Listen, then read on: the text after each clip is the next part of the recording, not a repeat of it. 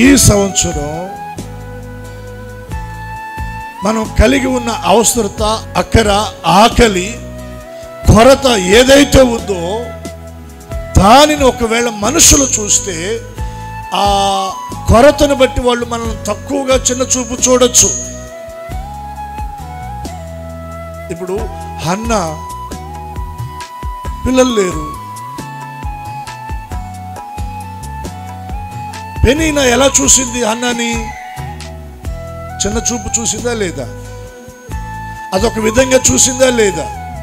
అంటే మనం కలిగి ఉన్న అక్కర, అవసరత, కొరతలను బట్టి సమాజం మనల్ని చిన్న చూపు చూడొచ్చు. ఇదిగో వీళ్ళ దగ్గర సరైన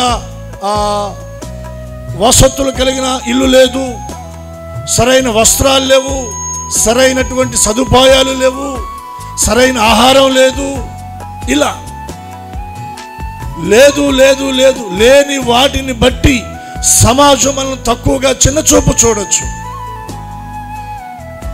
అయితే యేసయ్య చిన్న చూపు చూడటం లేదు, ఆయన నీ మీద కనికరపడుతున్నాడు. హల్లెలూయా.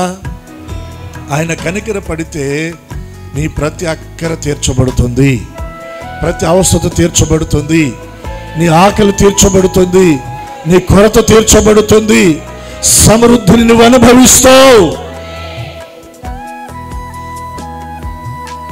నీ జీవితంలో ఏది లేదో దానిని ఎరిగిన దేవుడు ఆయన మనకి ఈ సంవత్సరం ఇస్తున్న వాగ్దానం ఏంటంటే, నేను మీ మీద కనికరపడుతున్నాను, నేను మీ మీద కనికరపడుతున్నాను.